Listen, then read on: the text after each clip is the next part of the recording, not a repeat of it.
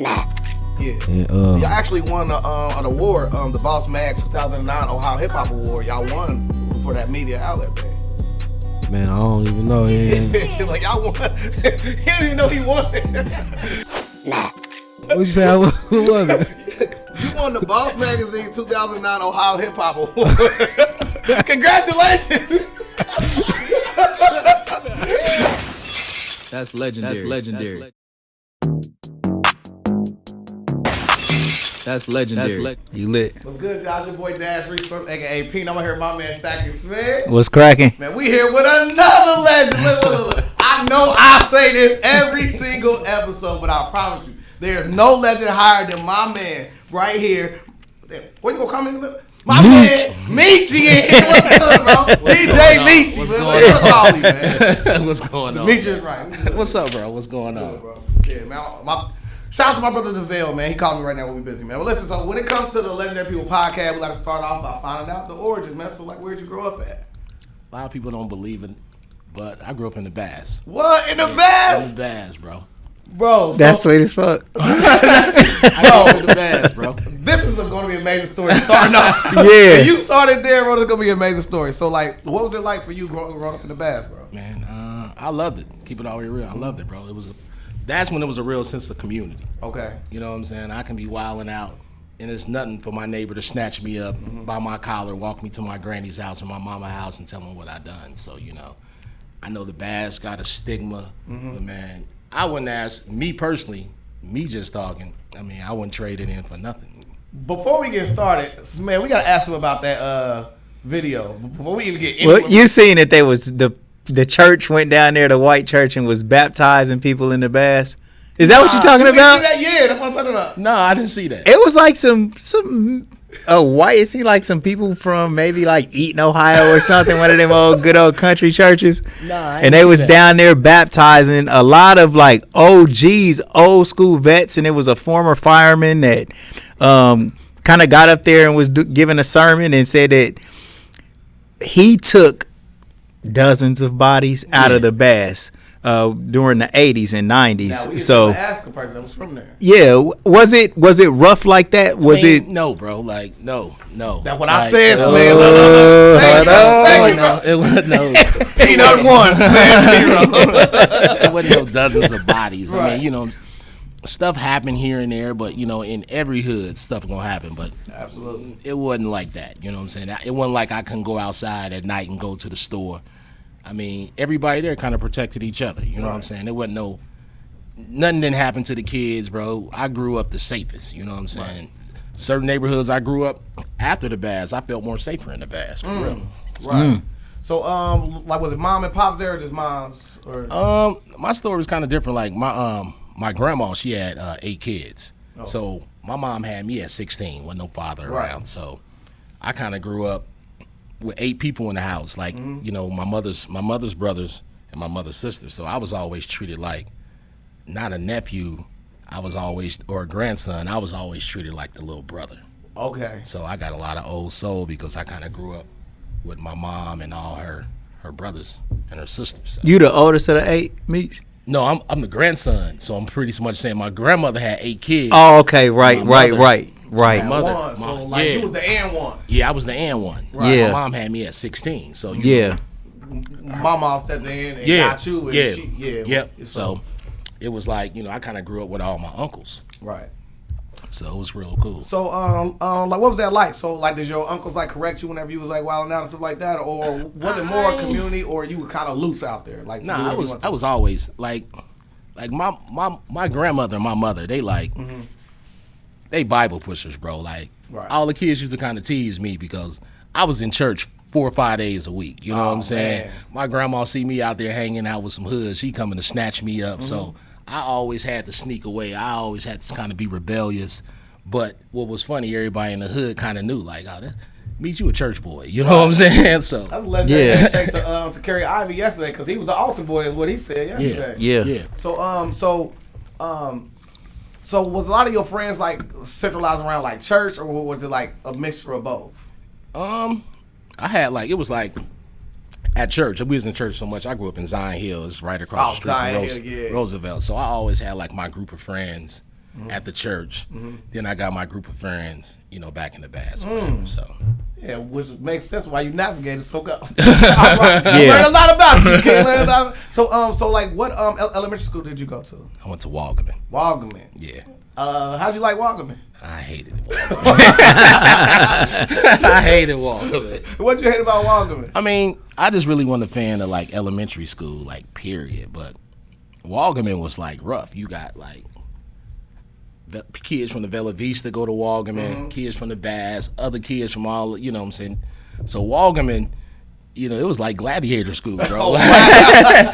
You were fighting a heartbeat in Wagaman, you know what I'm saying? So it was like, I got a lot of bad memories at Wagaman. But, outside of the bad stuff, it was cool walking to school with my friends every day. At the time, I got a little sister, so, you know what I'm saying? She used to be tagging along with me. So, but I just really wasn't a fan of school at that time. Okay. On the bad memory side, bro, give us some. Come on. Yeah, I'll tell my bad story. All right. I got a scar on my lip to this day. Yeah. And one day, you know how it is. I meet this dude at what's the library right there on Germantown? I know which one. It's like the yellow one. Yeah. Well, right it's by Stewart. On Stewart. Yeah. So everybody used to meet right there to fight. Yeah. It's a dude. Yeah. I ended up fighting this dude, beat him up.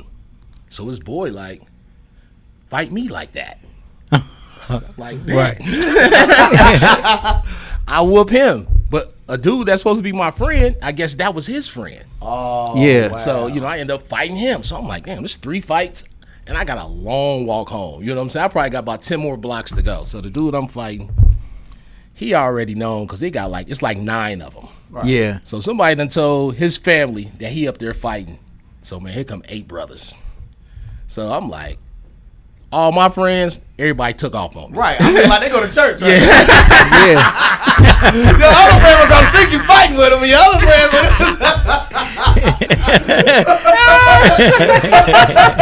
they're like, bro, I'm going to pray for you. I'm right. I know who to go get for you. I know who to go get. My bad, bro. My bad. So I'm like, so the oldest brother, dude, probably like in the 10th. He like, we ain't gonna jump you, but you gotta fight all my brothers. Oh my God, bro! And it's snowing. I got an snowsuit on and everything.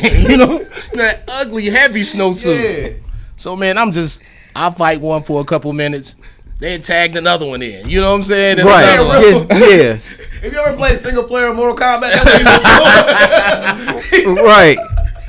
So man, it was like 45 minutes later, man. I'm like they letting me walk home though. You know what I'm saying? They ain't like I'm just standing in one spot. Yeah, I'm still walking. I'm still backing up. Yeah.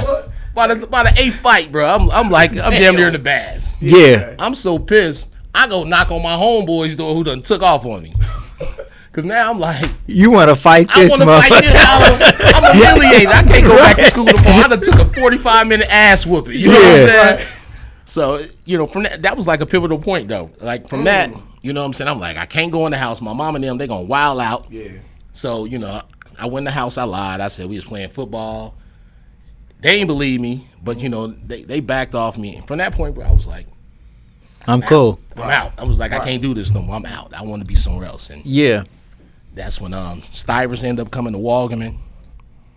And I was an artist back then. I'm still an artist, but I was an artist, young artist. I auditioned. My mom.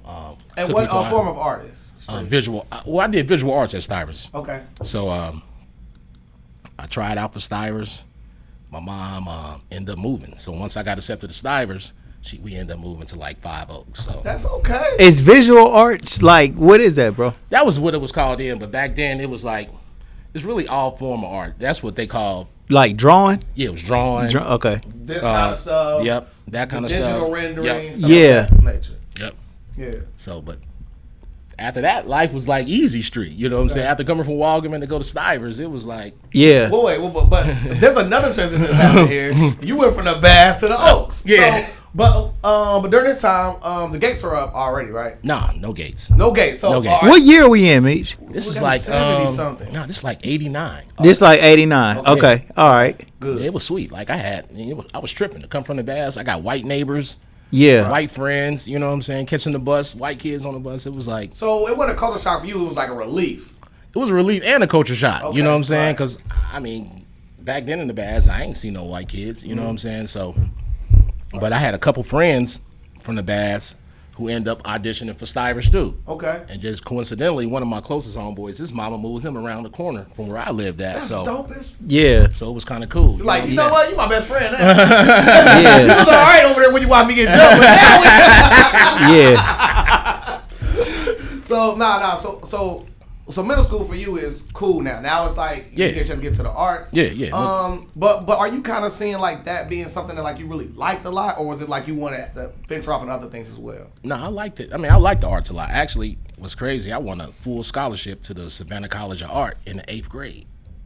You know what I'm saying? That's crazy. I was National Scholastic Art Award winner 7th and 8th grade. So, but Damn. it was Wait a minute. Now that was crazy. First, he's in 7th and 8th grade. So, Yeah. So, but are you still like? So, are you playing basketball? Are you doing something like that? Because I saw when you went to high school, you know what I'm saying? You played ball a little bit. I tried out 7th grade. You know what I'm saying? I was like, I wanted to be a hooper because that's all we did in the bass was hoop. But I got cut 7th grade. I was chubby as hell too. So it was like, I was so mad I got cut because when back then, when you get cut in junior high, everybody gonna make fun. You got to go to the gym. You don't see your name on the list. But after that, man, I kind of lost like 50 pounds, man. I was so determined. I was like, and then I came back 8th grade, made the basketball team, and then I've been hooping been in my blood. And now I coaching my kids, other people's kids. So. We gonna get there, sir. Wait a minute. Yeah. Now. You ain't gonna just get that time machine on me. Now.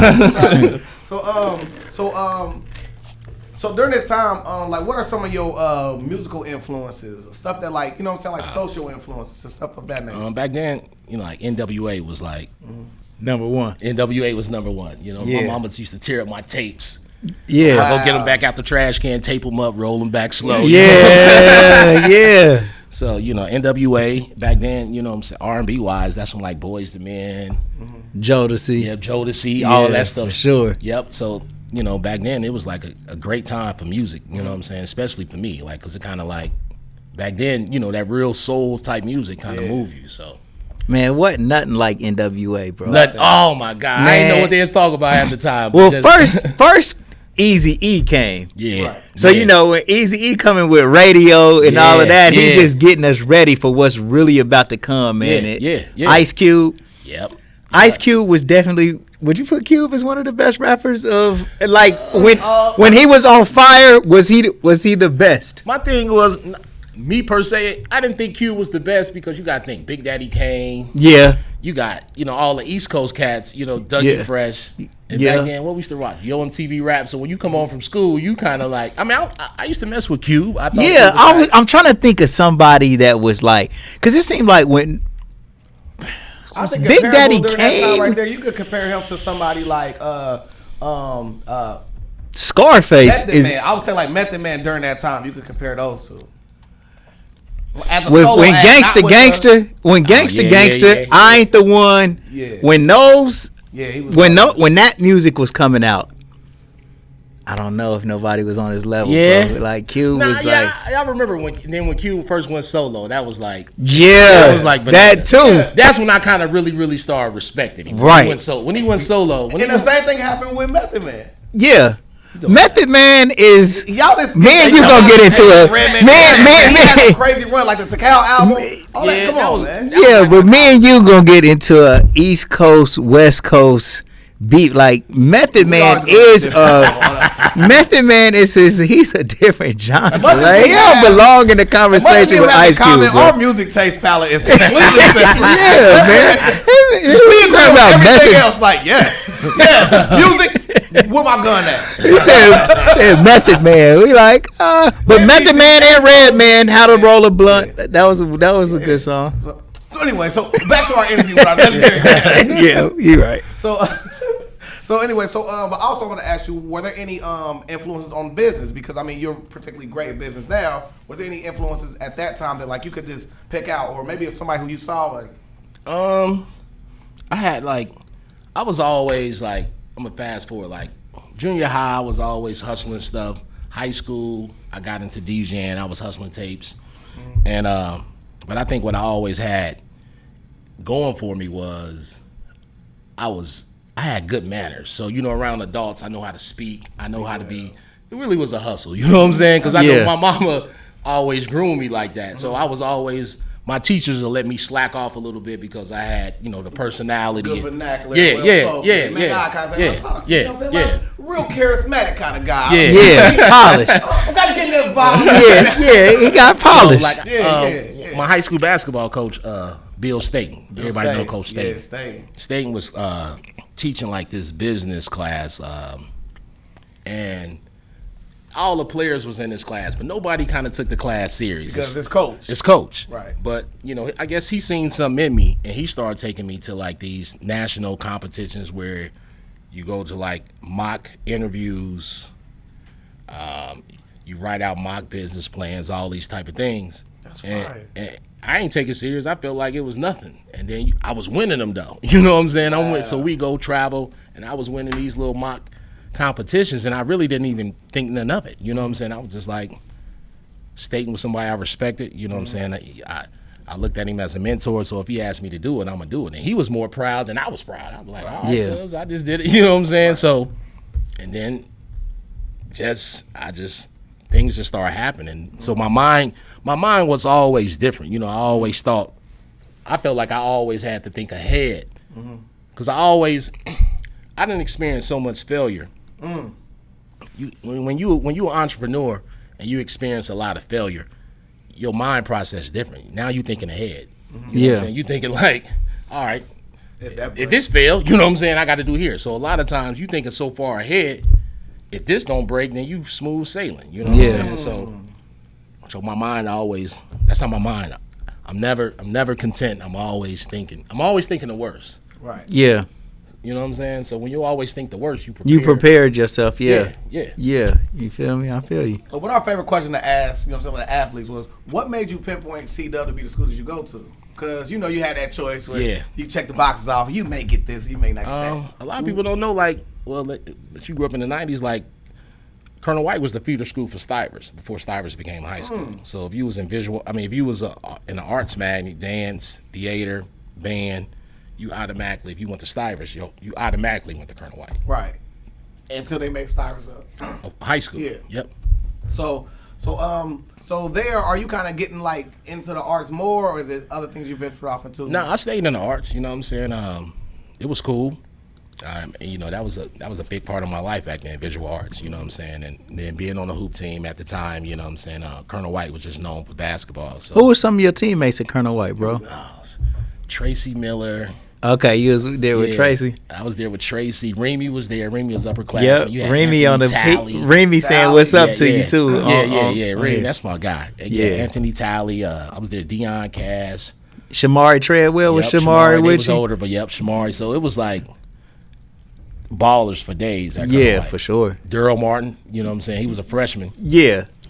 When he played with us, so it was a lot of ballers, man. Just countless. So after then, you're about to transition into going to college. So are you honoring that scholarship that you offered, or are you thinking of somewhere like Central State or something? Hey, I was always like, you know what I'm saying? My uncle, I was always going to homecoming since I've been like 6 or 7 years old. We all have. My mother went there, and it's like she didn't graduate from there. We still go there.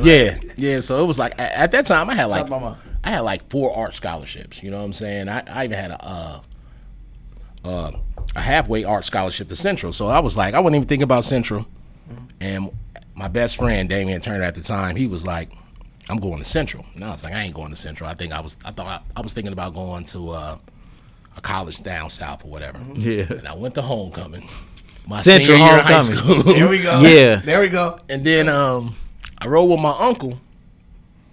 What's your uncle name, man? My Uncle Randolph, R.I.P. My Uncle Randolph Thomas, Yeah, man. He took me, R.I.P. you know what I'm saying, he had a lot of influence on my life. He took me up there, and me and Dane was together. We had so much, we got turned so bad. He told me, like, man, I'm about to leave. Yeah. The next 20 minutes. I was like, he ain't about to leave me. Bro, we done went to a party. It's 1 o'clock in the morning. Dane like, bro, how we gonna get home? Yeah. I really did leave. Unc really laughed. Yeah. He had the car running when he told you that. But you know what I'm saying? I had such a good time. I met some people, and I I was like, I'm coming here. So, once it was time to graduate, make a decision, I ended up going to, I ended up getting an Upper Bound. They had a program called Upward Bridge. Bound. Yep. So they had a program called Bridge, and I ended up going to Bridge, getting an early start. And then from there, it's been like. I want to pause you right there in this story. Yeah. What's it like being born and living in the Bass to now at a college, like a historic black college, man? Did you even connect the dots saying like where you came from to how far you went at that point? Because we got a lot more accolades coming. Nah. That right there is monumental to start with. That's legendary. I didn't think of it like that because I never thought of the Bass as A hindrance. Yeah, a hindrance. You know what I'm saying? Like that was the neighborhood. You know what I'm saying? Like and people that live over there at the time, we didn't know we was poor, bro. Right. You know what I'm saying? So Man, it's like, everybody says that too. Yeah. Like, bro, you never really, you don't understand your environment when you living in it. It kind of like take you to go outside of there for you to see. Yeah. You know what I mean? Yeah. You know what I'm saying? I ain't go hungry. I didn't want what, I got everything I pretty much wanted as a kid. I ain't think I was poor. You feel me? Right. So it was just like, I never thought about it like I came from the Bass and I made it here. I mean, at that time, it's a lot of friends I got right now that come from good stock. That that's doing their thing, and business owners and managers and all type of things. I grew up. Bro, I do have an observation, bro. Yeah. Here we go. The observation is this, bro. A common denominator from everybody that comes on this show, and we bring people on this show because we feel like that you have achieved and you major for whatever reason. Nobody understands their genius. Nobody ever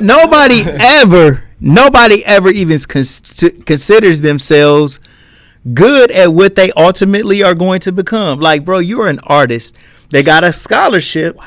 And not only that, like on the side, you winning competitions but none of this stuff even meant anything to you. You know what I'm saying? And like Michael Wright. Yeah. Daquan Cook. Pooh said he didn't even know he could play basketball, and everybody else was telling him he was good. But he never seen himself as being good like that until he got maybe his second year in high school, and just like you, bro, like getting a scholarship is not common, right? Right. It's not like, man, and especially for something with art. Art is like a talent, and it's so ambiguous. You feel me? For somebody to want to pay you to come to their school and represent them on an artistic level is an amazing thing, bro. For real. I mean, now I'm adult. I think about it like, what's crazy? Like maybe like 2 or 3 years ago, we cleaned out my garage, so I find the portrait that won me the scholarship. Right. Wow. You won 2 years in a row at Stivers. What did you draw? Man, it was something, bro. To be honest, I'm gonna be all the way honest. Keep it a buck. Keep it a buck. It was something I did in like 2 minutes. Yeah. And it was like, look at this. What? That ain't the most legendary story you ever heard in your life, bro. I did in 2 minutes. We sitting in the auditorium, and I'm bullshitting, playing around, and they announcing the awards. They announced me. I'm like, what? What I win? Is it 2 of us? But it was like I just took like a photo. I took like 5 photos of myself, and one was like black and white, and the other one was like real digital and dense, and this one was like abstract. And it was some quick shit. Like it was like some stuff I had to turn in. I know I ain't do it. I'm like, oh shit, because back then people don't know we was doing Photoshop back in like the late 80s. You know what I'm saying? So I'm on Photoshop. I done whipped something together. I done turned it in. My teacher, she turned it in. I ain't think nothing of it. You know what I'm saying? That she called me. The competition that you won was a school competition. Or just a class. It wasn't even it was but he's still in a school for the arts. So that's exactly. So like I don't even know if it was school competition. I know I turned it in, and my teacher was like, after she looked at it after class, she pulled me in class. I'm not even phased. She going crazy. Like, I'm gonna submit this to the. I'm like, all right. Yeah. Man. And it was. You won it 2 years in a row, so it was something that was bigger than just that class. It's major. We can wait for his next work. He's behind his back. Yeah. Right. In 8th grade, it was the same thing. It was some stuff like I just whipped together real quick. Yeah. I ain't thinking nothing about it. We in the auditorium. they doing the awards. You know how that is. When they doing awards, you ain't paying attention, and then they call me up again. I'm like what? Then I told my mom. She was going crazy. Right. I was just like, all right. Like, she was like, you won again? I'm like, I won. You know, she's like, all right. But it wasn't no big deal to me. It was just like, something I finessed and and it took off. So back to that first year of college, right? So you went from mom and you know what I'm saying, you got the whole village raising you as a child. You kind of pressure cooked into being this great artistic person. What's it like finally having your first taste of freedom at Central State?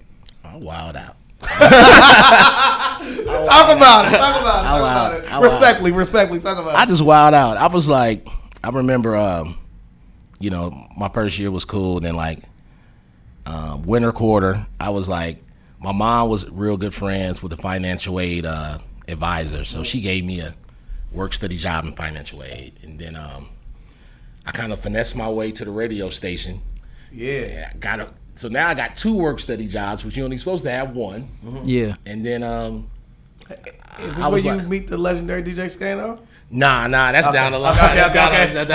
Okay. So anyway, I end up getting a radio job, and people don't realize, like, I grew up listening. I got 2 uncles, my Uncle Charles and my Uncle Major. They both was like communication majors in college, and they was on radio in Texas. And I used to hear my uncle playing around with his voice.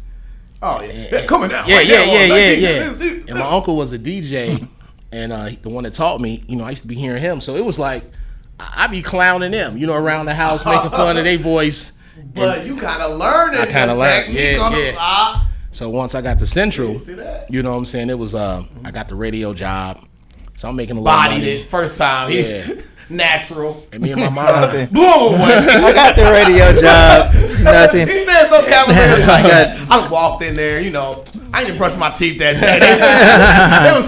Got the radio job. Got the radio job, bro. I got the radio job, making money. I'm kind of feeling myself. I bought myself a car, and my mom telling me like, my uncle co-signed for me like a new car, you know what I'm saying? So I'm like, my mom like, you in school, you living on campus, you can't afford no car payment, So I'm thinking back in my head like, oh, you really gonna spaz out when you find out I'm about to get my apartment, I'm moving off campus. Right. So we get into a big argument. She go to work.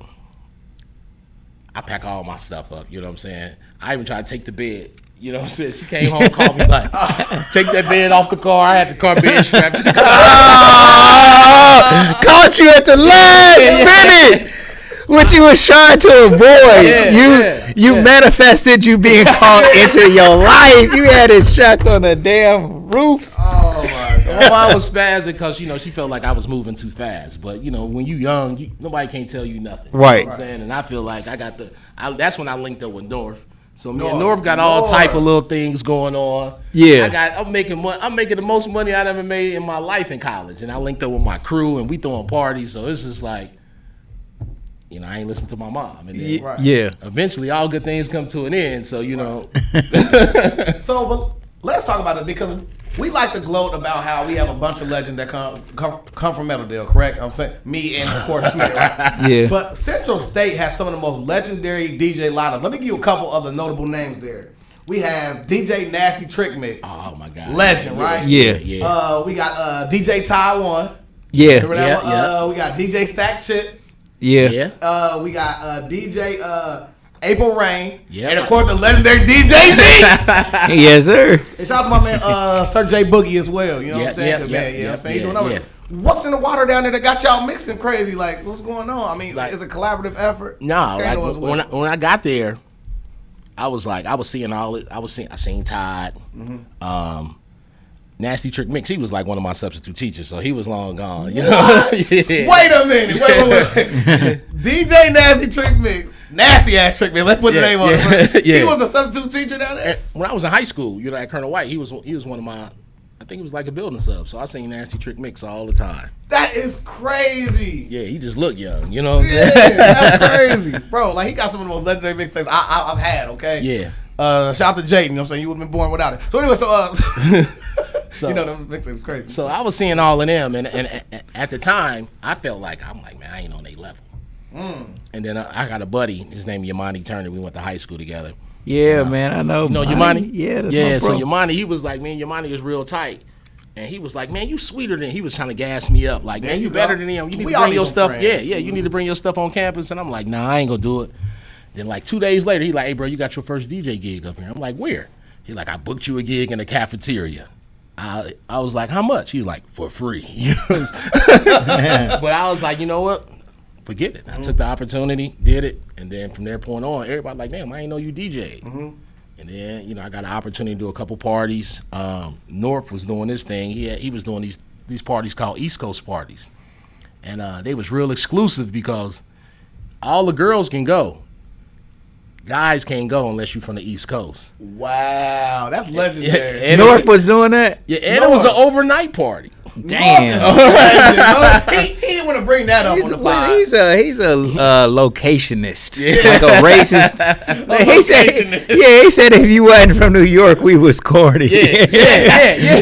He said that. He said that, man. Like, if you weren't for the East Coast, you couldn't even get into the party. Like if you was a guy, you not from the East Coast, you can't get there. But all the girls was welcome to come to the party, and it was an overnight party. Oh man, but that sounds lit. So once I get a fake idea. So. Yeah, I'm from New Jersey. So once that happened, you know what I'm saying, I started kind of building a name, and then my own friends, we end up coming up with a little clique, which we call Low Budget, and we still doing things to this day. You know what I'm saying? And it was legendary how we all just kind of came together. We was all friends, and we was just like, you know what? We just threw a massive party one year, and that party was so legendary. To this day, we still throwing homecoming parties. So damn, that's how it ended up happening. So was the first one in 2012 or was before that one? Like the one that like was like the main one after y'all made party? Nah, it's like 1996, Whoa, 97. whoa, yeah. It's like so we was throwing. One day I was sitting at the crib. I was like, bro, the alumni don't have nothing to do at homecoming. So I was like, let's just throw a party for the alumni. So I was thinking like it was started by an older generation. Y'all really was the way. Yes. You personally was the way that started. Yes. Wow. I mean, it was other cats doing stuff, but I literally sit at my crib one day with my crew, and we was just like, the alumni they go to the Holiday Inn and chill. That's it. Yeah. So we was like, all right, let's throw a party. Yeah. And then it took off, and we still was in school throwing alumni parties. Right. And to this day, we still doing them. That's crazy. Yeah, that's cool. Yeah, that's cool. So, you know. So what was it like graduating though? I mean, because like that's still a mind top time of your life because I didn't want to graduate. It was like I went to my advisors. you be Billy Madison, what you want to be? Yeah, I did. Like I went in, I'll go in to make my. You seen Billy Madison, yeah, where he had to go back to school. Yeah. So I went in to make my schedule. She like, you got 22 hours over. I was like, nah. Like, go back and recount. Yeah, she was like, it's time for you to go. I was like, let me stay another year. I was like, just give me all gym classes. You know what I'm saying? So like 2001, I was supposed to graduate in 2000. I stayed another year, just had badminton, tennis, kickball. I just stayed the whole year. That's legendary. Yeah, that's cool. Just to kick it. But at the time, went on tour one last time, like one last hurrah. But I still was there for a while because I worked at the radio. At that time, I was on the radio station, so it was like the radio station would give them some love. Oh, U92? There we Yeah. go. Okay, That's who gave me my start. U92. That's where I met Skano and Skano. Yeah. So there's a story that happened there. So when DJ Skano was there one time, and then like somebody cussed on the radio. Can we talk about it? Can we talk about it? Was you there that day when somebody cussed on the radio? That somebody got fired and somebody got promoted? But the person that cussed was. I heard about it. Okay. I heard about it. I wasn't hear what there. you heard. Let's speculate. Man, there's so many. Man, there's so many cussing stories from the radio station. I'm like, Give me one. Give me one that was like the funniest one that come to your head. That one. The one you looked at right there. That one. What the funniest one you heard? You was like, I didn't cuss. I actually dissed cricket. The wireless service? Yeah, the wireless service. But at the time, cricket was like the bigger promoter. Yeah. It was like, so instantly, like we had this light, like it's just like this little light that's in the corner.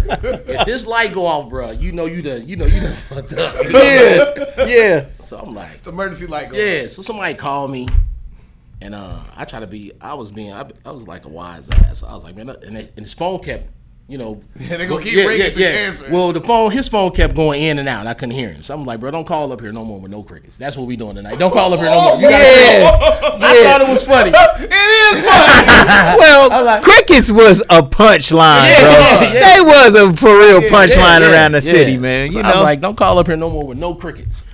So Think you're a cricket. yeah, I heard. So I hung up, played the song. I see the light. I'm like, oh my God. I could say any other phone. Yeah.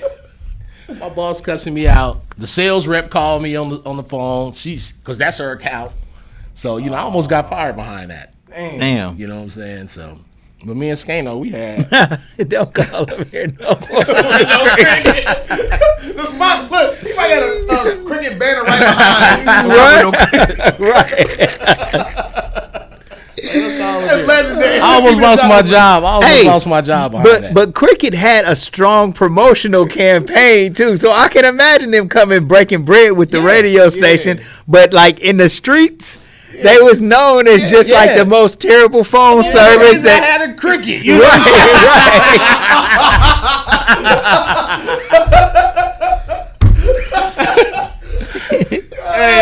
I had a cricket. And you was like, I got a cricket myself. Always 100. I still have my cricket number. I had the same phone number since 1998. That started out as a cricket number. So. Okay, word. Yes. Shout out to cricket. This ain't an ad. Yes, sir, man. So all right. So any more crazy stories from the radio station, bro? It's so many, man. It's like, especially with Skano. You know what I'm saying? Me and Skano used to have a. Shout out to legendary DJ Skano, man. We used to have fun. So that's why, like after the radio station, that's why it's always been hard for me to kind of like work a real job, because I always been kind of blessed to be in situations where I'm doing my own thing and then working at the radio station. Mm-hmm. It never felt like a real job. You know, Renita kind of let everybody just be them. You know what I'm saying? Yeah. So it was like going into an environment with your friends and you kind of doing you, and it was great. You know what I'm saying? So it was. Did you get a lot of local artists? Because back at that time, I know people was just coming out with demo tapes and CDs and stuff like that, and they want you to play their stuff, but you can't because of policy or. Yeah, it was kind of, you know, I felt like that was kind of like towards the end. You know, they started kind of, you know, breaking loose a little bit, letting people, certain artists got to, you know, play music, but yeah, I just felt like to me back then I was a young boy, so I used to be pushing like, why we don't play local, you know what I'm saying? But right back then it was just big business, and I just felt like that was one area they went wrong at, you know what I'm saying? Because is this U92 or is this 102.9? U92. So this before 102.9 came through. They kind of like, I don't know the backstory or whatever, but I know once they came, you know, U92 sold. So yeah, man. Like, shout out to Party Man. Like, remember Party Man did that drop that day? Oh no, you wasn't here. Sharna called Party Man and Darnay was here, and Party Man did a cool little drop on the spot, man. he got it, bro. Real talk. So after you do that, I mean, so like, when do you end your tenure at the radio station? Like when they sold it, so it was like, you know, it was speculation that the radio station was gonna sell, and then it finally hit. Like they sold, so now we kind of waiting to see who is gonna get picked to go to the next station, or go to 102.9 or whatever. Mm-hmm. So, you know, back then it was a lot of young guys. So somehow somebody threw a rumor out that they keeping all the young guys. Okay. So you know, so I'm walking around with no sweat. You know what I'm saying, for the last month. Like, I know I'm sweet. And some lady come in, and she was real short and sweet. She was like, all right, guys, today be your last day. And we like, what? Mm-hmm. And I was one of them people that got cut. And so I really wouldn't. I was kind of distraught, but I ended up getting two interviews. So like a couple days later, I got interviewed at a radio station in Columbus. It was an all hip hop station, mm-hmm. and I got the job. I get fired my first day. Damn. Explain to me how you get fired on your first day. Bro, I went my first day. It was sweet. I had a good time. I was like, I love this. And I was thinking about like relocating. I'm like, all right, I got to find me an apartment in Columbus. I'm headed up there the next day to work. The program director called me like, hey man, today your last day. He like, we just changed our format to all Spanish. I I'd have been like, "Gang, you know mi nombre es Cacahuate." I'm suing. I'm suing y'all. Yeah, man. You can't give me no job and fire me the next day. Bro, I was lost. You know what I'm saying? So then Central was hiring for a program director. So I was like, I love Central. So I'm like, let me go back to Central. I know I got this job. You know what I'm saying? Like, I had to be the program director. And the dude that was running the radio station at the time, I thought we was cool. And I guess I pissed him off about something back when I was in school. And this is crazy. This is a true story. Yeah. I'm thinking, I'm like, I go in, I just feel like, all right. He was like, I'm going to be honest with you, man. You overqualified for the spot. So I was thinking like, okay, he going to give me the. And he was like, you remember when, I can't even remember what he was pissed about, but he brought it up to me. And I'm sitting there. The flamingo on my car, dude. But he told me, like, he was like, you know, and I learned a valuable lesson that day because he was like, you got to be careful of the toes you step on. But I'm like, bro, what did I do? You know what I'm saying? But he told me, like, at that time, he didn't really want me to go. It was almost like a hater move. Like, he didn't, when U92 called for me to leave, because I went from Central to WDAO. So when U92 called me from WDAO, he didn't want me to make that move, but that's the move that they was tunneling. You know what I'm saying? Yeah. But I don't know if he had something personal with Renita or whatever, but he told me not to go. He like, you need to stay at Dale. I'm like, nigga, you crazy, you know what I'm saying? So right. But hey, he hit me, he caught me, you know what I'm saying? He caught me at the right time when I was looking for a job and was like, you remember that time I told you not to do it and you didn't do it? He was like, you did it and look at us now? He was like, all right, you ain't got the job. So I was pissed, you know what I'm saying? I was like, you know what? I ain't looking. So I'm part of the story. Yeah. I'm part of the story. And then we get to your point. Is this your second bad taste of going to work for somebody and being denied? It's like Yeah. I was like, after that was a pivotal moment. I was like, man, fuck working for somebody. I'm about to go create my own wave. Because I was just like, at this time, I done got this expensive apartment downtown. I'm working at the radio station, and this is like, I'm just tired of living in uncertainty. You know what I'm saying? Yeah. It's like, you know what I'm saying? Like, somebody else controlling your destiny. Yeah, somebody else controlling my destiny. And at the end of the day, I felt like I made more money anyway when I was DJing on my own or selling this or coming up with that. So I was just like, you know what? That was just like my point. I was like, I'd never go work for somebody else. So, Smith. No, I was just saying, I was thinking for him, like, fuck you. That's all I was saying. My bad. That's all. So after you do that, like, what's your next step? Like, me and my boys, I gassed them up. It was a well, at this time, I had a studio downtown in Oregon. So, you know, I was still making a way with my studio, but now I ain't really got my real base, a real job. Right. So I was just like, I gassed two of my friends up. I'm like, man, let's open up a record store in Oregon, even though Gym City Records was right down the street. So they like, how we gonna do that? I was like, well, we gonna sell DJ equipment, we gonna do DJ lessons, we gonna sell T-shirts, and we did it. And it was cool, but we didn't make no money. You know what I'm saying? It was just a cool spot to hang out, so we didn't make no money. And then back to North.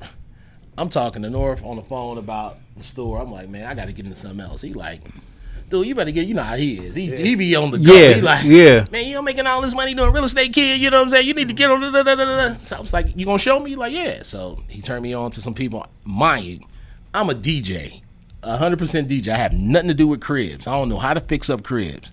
So I find this guy, crackhead dude, you know what I'm saying? But he cold at what he do. So I was like, look, man, I'm gonna buy this house. Can you fix it up for me? So he said, yeah. So he fixed up the first house for me, but he a one-man band. So he like, look, next crib, you gonna have to come in here and help me. I'm like, I don't know how to do this. He like, I'm gonna show you. So from that point, me and him done build a relationship because now I'm flipping cribs and my man showing me how to do it. So now that's what took me into the crib. So wow. Yeah, that's sweet. Yeah. Shout out. I mean, listen, man. One thing about legends is they always come up in other people's stories. Like, we just have them here. Yeah. That's dope. So now, like, you're afforded to be able to take the money that you're making from this and possibly invest it. So do you start to invest in? Yeah, I started, like, once I started flipping the cribs, I started getting into, I started opening up little boutiques and stores. I'm throwing parties. So my main thing was throwing parties and bringing artists and things like that. And then what year we in, bro? This like where we at? This like 2000, This is like 2004 to 2006. Okay, right. So I'm throwing parties. At this time, I'm making the most money I ever made in my life. You know what I'm saying? Because I'm flipping cribs, and I done learned to skill. You know what I'm saying? So I never thought about owning a club or nothing like that. And then I went to the club 88. I don't know if you remember Club 88. Yeah, 88. Yeah. I had an event planned. I paid for an event. I was throwing an event, and the owner canceled my event. And he basically was like, "I double booked, my bag." So I'm like, so now I see all these people that I done hollered at personally. Come to the party. They going into this other dude party. You know what I'm saying? And I'm like, so I was like, man, I talked to the owner. I'm like, well, y'all got to cut me something, man, because all these people here for me. You know what I'm saying?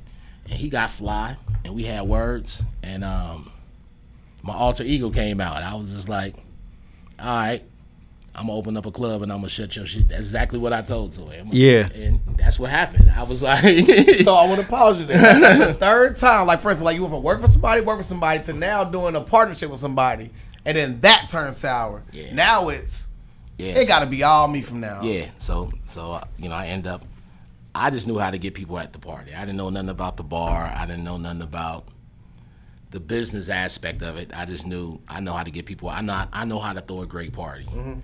And from that part, I bought a spot called the A-List. The A-List, 2010, right? Nah, that was 2007. 2007. Okay, so yeah. That's an amazing run already to get to that point. Yeah, man. So 2007 at your soft opening party, you got the whole city come out. Nah, it wasn't. It was like 2007. It was like I did it, and it was Central State Homecoming. Right. So that was like my grand opening party. Right. I opened it up for Central State Homecoming. So 2007, like the party was crazy. And then like the city didn't even know about it. You know what I'm saying? It was just like everybody from Central knew about it. It was like a live party. And then it took me a while to get it going for the city. So by 2008, the city started hearing about it. And then that's when it kind of took off. Man, bro. So like that's a legendary, like just to go from like, for instance, like, cause like you are great because you just go from one point to the next point, next point, but you're still not looking at how far you travel to get there. Nah, once you're an entrepreneur, bro, and it's like you can't. That's the only thing about entrepreneurship. You can't never get settled. You can't never relax. It's like it's just like because you done took so many losses. Yes, you can't relax, and it's easy to go back. You know what I'm saying? So you always got to be on your toes. You always got to be aware. You always got to be thinking about the next move. So. Say pressure make diamonds? Yeah. No, pressure makes business owners. Yes. Pressure makes entrepreneurs, baby. Because we always got that pressure, boy. Yeah. You know what I'm saying? Them niggas love. Them niggas can't wait till you close, boy. They can't wait for you to fucking fall off, boy. They talk shit. Let's do the handshake now. Let's do the legendary handshake. So let's talk about business owners and the struggles that go along with that. Shit. Follow the story. Man, business owners, bro. Like, I mean, owning your own business, man, is like, it's fun. You gotta find some shit that you really love doing it. So when it's slow, you can just keep doing it because that's what you love to do. So create your environment and make sure that a lot of stuff that you like is around, so you can just sustain that. Because the pressure, like everybody think if you own a business that you automatically rich. No, it's not true. It's not true. You gotta pay for shit, and like if you and like especially like you beefing up your staff, and you gotta promote. You gotta buy like what bruh's doing. Everything that his restaurant makes, he has to use that to keep his restaurant open and keep his livelihood. Yes. You feel me? So if you don't got them sources coming in from like different angles, man, that shit has to be. It can be tough, man. You know what I'm saying? Yeah. And so we just constantly under pressure. Michael Wright, this man got commercials on TV, man, for miles and miles, bro. But Michael Wright sat in here and told us that he worked every day, 12 hours a day, for 20 years. Yep. I worked every day for 20 years. Yep. I worked every day, like and if I'm in here, I'm in this shit. Yeah. Like I ain't sitting in the back just, chilling or nothing. Yeah. No, I'm on the front line. I'm talking to the customers. I'm making the shirt. I'm going. Yeah. Man, he in the mix, man. So The life of an entrepreneur, like it's no rest, bro. It's not. But at least you can get up and go to some place that you don't hate every day. You start hating that shit a little bit after a while. That's why you got to start a podcast. So you know, at least I can go there and do that shit. Yes, sir. Yes, sir. Like a funny story about I'm gonna show you why you're here right now. Yeah. So one day you gave a crackhead a free shot in the club, right? And he came back and he sold all your bottoms sell liquor. This is why you brought me here today. Tell that story, bro. Like you gave a crackhead a free shot in the club. Start there. All right, like pretty much he was doing like little work. He was doing like little work for us or whatever. So okay. So we so you know I used to treat him good. You know what I'm saying? And, like we had a lot of bottles. Like we had all our inventory stocked in the basement. So I'm like, top shelf, everything. Higher shelf. Yes, everything. Middle shelf. Everything. And then you got like you said like the Catalina wine mix. Yes. So I'm like, man, what's up with, I'm like, I know we ain't go through this. You know what I'm saying? So I'm like, right. And I'm like, man, I'm tripping because this is a jumping night, and I'm like, how am I low on liquor? And I just stocked this joint up. You know what I'm saying? So come find out, somebody was hollering at me like, it was a dude coming in the club, and he was like, hold on, bro was selling me bottles. Oh, he was still there. Bro, he was selling bottles outside the club, bro. Like he was he hit me that night. And he went over to this like a little apartment building that was across the street. Mm-hmm. And you know what's crazy? Like this little crackhead dude, we call him Ezel, bro. Like, shout out to Ezel. Yeah, bro. I had love for him. I kicked him to the curb. Yeah. I kicked him to the curb. I ain't care to see for him no more. I was pissed. Until one day you needed the trash. Columbus. Until you need some trash. No, I'm in Columbus. I'm in Columbus, riding downtown. I see this dude in Columbus. I ain't seen him in like. So he see me. You know what I'm saying? And I'm like, he didn't even realize it was me. He was so gone. Yeah. So I'm like, man, it's me. She like, oh, okay, man. So he just hop in my car. You know what I'm saying? So we drive, and I'm like, I'm going back to the city. He like, Michi? You know? So he like, that's you? I'm like, it's me, bro. So he like, so he give me this long story about what happened to him. So I kind of forgave him. He bring up the bottle, so I forgive him. I put him back down. He hit me again. He broke the glass this time. Wait, he broke the glass this time, and the glass cost more than the bottle. Am I lying? Hey, he just do so much stuff, bro. Like DJ Al, that's one of my best. You know Big Al. Yeah, that's Big Al, legendary. So Big Al, at this time, we got a club called Aquarius. Yeah. So we at the club Aquarius. Grill and Lounge. So Al like, why Ezel keep going upstairs? You know what I'm saying? I'm like, I don't know. Maybe he cleaning. So cleaning us out. He cleaning you out. Yeah, cleaning me out. So you know, I don't pay no attention. Al come back in the club with Ezel balled up in one hand by his shirt, bag of liquor on his hand. He like, bro, this dude been taking out the trash, but he been throwing your bottles in the trash can. Wow. So he can go back out and get them. Yes. Damn. Wait. And sell them right out front. So, man, That's so crazy, he was like. bro. That right there's an entrepreneur as well. At that point, that was my last time. I ain't seen dude in a long time. But yeah, he was like, that crackhead dude. I mean, he was crazy, man. To me, like that's a dope transition there because I mean, like A-list still ain't nothing to like skip past. Like that was a legendary moment for the city. I mean, you put together some amazing events. I mean, with food and the whole thing. Like to me, it's like we respect it more because, like for instance, I mean.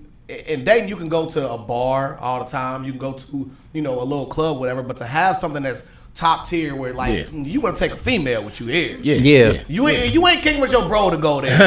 You know what I'm saying? Like, we want to salute you when it comes to that. So what made you transition from the A-list into the Aquarius? Like the time started changing, and then a lot of people always be like, man, you start selling out, you start messing with the young dudes. But people don't realize, like, the times change. Mm-hmm. Like, when I got the A-list, it was a Jay-Z button-up type of era. Yeah. Then, like, 2010 here come Future. So, like, the whole era of music, everything changed. You know what I'm saying? So, it was like, now cats, I had a good run, like 2 years with just, you know, keeping it at the A-list when it was grown and sexy. But the grown and sexy started getting older. Right. You feel me? So now it's like, who coming in next? So it's like you always, like it's a saying in the bar business, somebody turns 21 every day. You know what I'm saying? Yeah. So it's like. That's a bar, a double bar, because that's actually a bar as well. Yeah. Double bar. A double bar. So it's like people don't realize, like, yeah, it's cool, we got it grown and sexy, but the grown and sexy around here, you know what I'm saying? We only talking Dayton. Dayton's only so big. So the population, I mean, people, like, we start seeing our numbers go like this. I mean, just because, I mean, older people, they just don't go out and kick it. Right. Yeah. Like that. So, Yeah, that's a good thing. So we started venturing off, started doing some younger promoters, and then it started becoming business. You know what I'm saying? Then our emotions got out of it. It started being about the money. Yeah. So it's just like, you know. I got a question for you, bro. So you owning a bar, right? Yeah. To me, it seems like liquor, young people, and just black people, you get this violence going on, bro. Yeah. Yeah. So at the A-list, Shern, Yeah.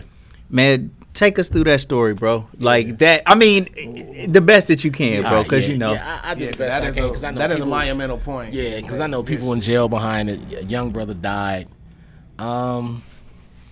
It was crazy. You know what I'm saying? Like you see, I got chills right now. Like, Yeah. Just even talking about that story was crazy because I was there. Yeah. Like, every moment of it, like to the last minute, and it was a sad situation because I'm gonna say this, and I'm going on the record and saying this. You know what I'm saying? Shern was there to have a good time, bro. Like he was just there. He wasn't there to cause no drama. At that time, drama just came to him. You know what I'm saying? So, and Yeah. just unfortunately, you know what I'm saying? It was some young kids not knowing how, you know, thinking shit's sweet. Thinking shit's sweet. And you know what I'm saying? It's just they got themselves in some shit that they shouldn't have got themselves into. Absolutely. So, but you know, that was a pivotal moment because I almost died that night. You know what I'm saying? And it was just a bad.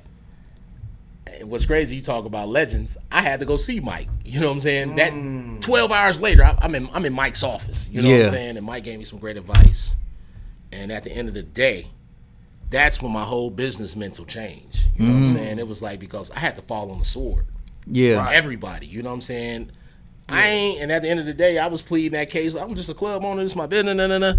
But I had to fall on the sword for that. You know what I'm saying? Like, I had to fall on the sword. And I lost a lot behind that. People don't know. Like, Man, do you see any solution to stop brothers from fighting so fucking much in the club? Like, what is it, bro? Because I don't know. Does the same type of shit happen at white parties? nah, it just, I done threw white events before back in the day. Nah, it's just, man, when you mix, I used to say, I used to feel like I had a solution. Like, you go to big cities, yeah, it's gonna be fights here, but not like here. You know what I'm saying? Because everybody always had police detail. When you go to major cities, you see the actual police. Yeah, like out there, strong police presence. Yeah, right so there. yeah. But I understand Dayton, like our police force ain't that big, so they can't really be pulling officers off beats. And bring it into the club. So it's like an unfortunate situation. But man, it's just sad, bro, because it's always, you know, it's always somebody, bro, that nobody really know or that don't have no clout, no juice that ruins people business, bro. Yeah. You know what I'm saying? Like, it'd be one knucklehead, bro. Like one knucklehead who shouldn't even be going out. Can't afford to go out. He can ruin your business. And it's just sad, bro. It's just like once you mix alcohol, music, young black people, bro, it's just It seems like that's part of the mind frame to even do a grown and sexy to alleviate a lot of the fuckery. Yeah. You know what I mean? Yeah. You want to bring people out that's got some polish. Yeah. That's cool. They got something to lose themselves, so you don't got to worry about them just tearing your shit up because they don't want to lose what they got. But Yeah, man, that shit, like, bro, it would keep me out of the club, out of anywhere, just because it seemed like it's a high risk, damn near. It get higher and higher. Yeah, but I will be remiss if I don't also speak on the biasness of of the news, right? Yeah. Because like for instance, like Brave Nate, another legendary handshake, right? He wrote about a poem about when somebody got shot at Vex, and they treated it completely different than the way they were treated as when the officer got hit. That didn't have nothing to do with your club. Yeah. Like, you remember that? It was Channel 7 lying on y'all, talking about the officer got struck by a vehicle at y'all club, and it wasn't even nowhere there. Which club? That was at Sheik's. Later. You said the officer got hit? Yeah. Right. Yeah. At Sheik's, I thought we was doing pretty good. Yeah. Because like they actually spoke about it, saying that Channel 7 report on it was false, and then it got retracted. But they originally said that it was attributed to your club. Yeah. Yeah. Like, that's what I'm saying.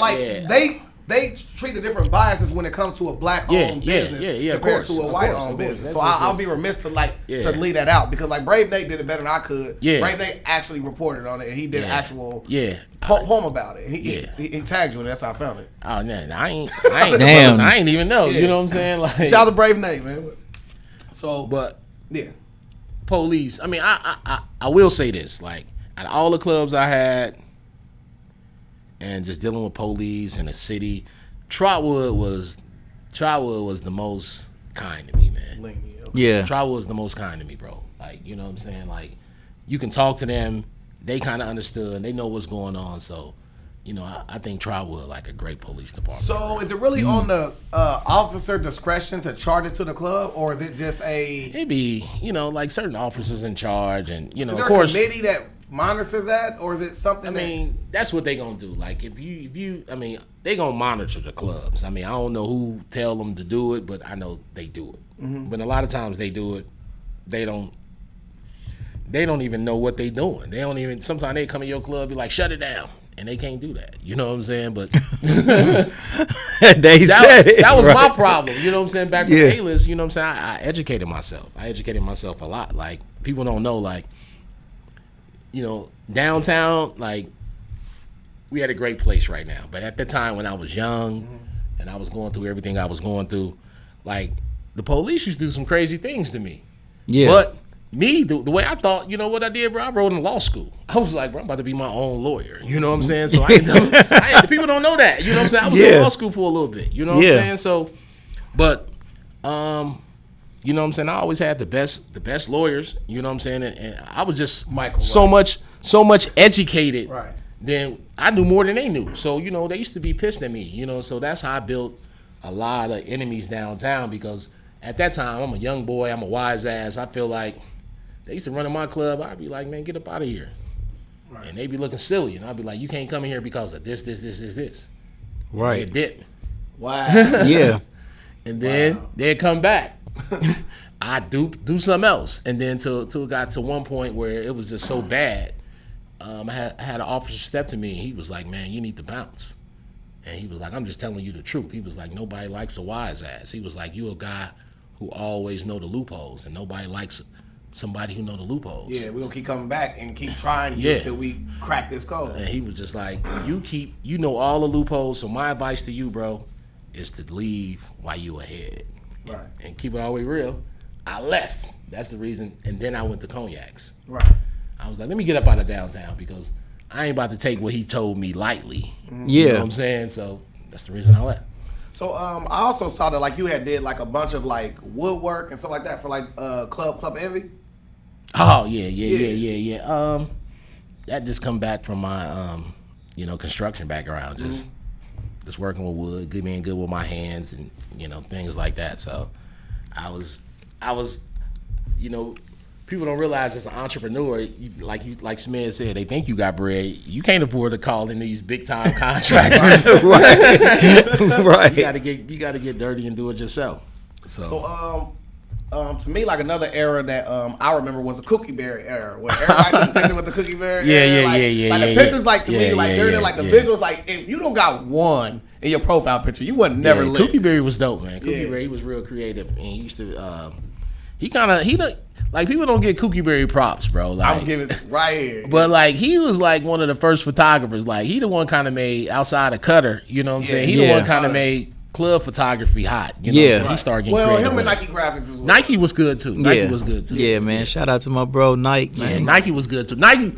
Damn, my gun fell out. But Nike was on another level though. Nike was like before his time. Back when they was doing photos, Nike was in the video. You know what I'm saying? So, but yeah, big shout out to all them dudes though.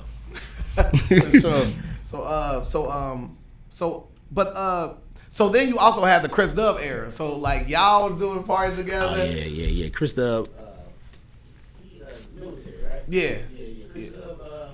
Chris Dove, he was trying to bring the girl and sexy back. Yeah. So he was trying to bring the girl and sexy back with a lot of his events. So he was real cool.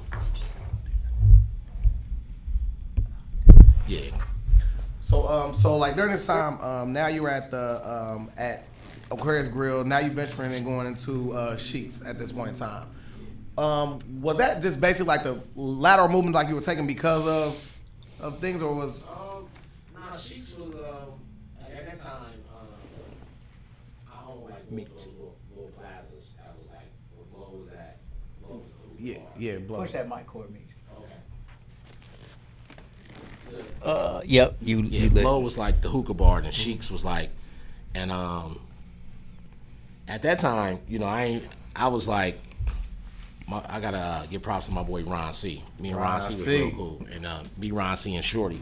So Ron C kind of linked me and Shorty together, and then Ron C knew what I told Ron C my vision that I wanted to do for Sheiks, and what I was trying to do, and he was like, well, you know, me and Shorty, we trying to get down, we trying to learn the business, and we did.